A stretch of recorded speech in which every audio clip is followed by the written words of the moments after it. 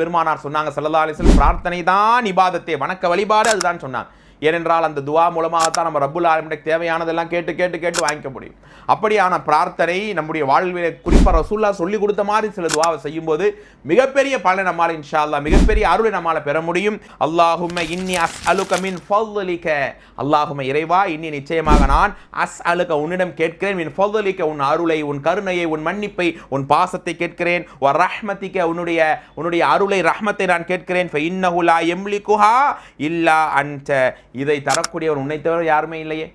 உன்னுடைய அருளையோ, உன் மன்னிப்பையோ, உன் நேசத்தையோ நான் உன்கிட்ட கேட்கிறேன் யா அல்லாஹ், இதை நீ மட்டும் தான் கொடுக்க முடியும், நீ தான் அது தகுதியானவன் யா அல்லாஹ், அதற்கு உரிமையாளன் உன்னை தவிர வேறு யாரும் இல்லை. அப்படியான இந்த துவா, அல்லாஹ்வுடைய ரஹ்மத் எனக்கு உங்களுக்கு கிடைச்சிட்டா நம்மளை விட உயர்ந்தவர் யாரும் கிடையாது.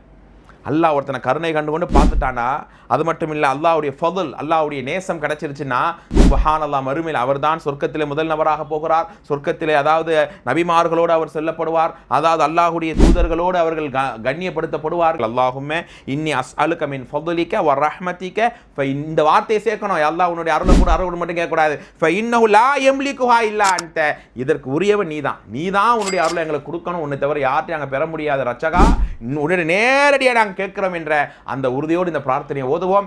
இறை அருள் மலையிலே நினைவோம். அஸ்ஸலாமு அலைக்கும் வ ரஹ்மத்துல்லாஹி வ பரகாத்துஹு.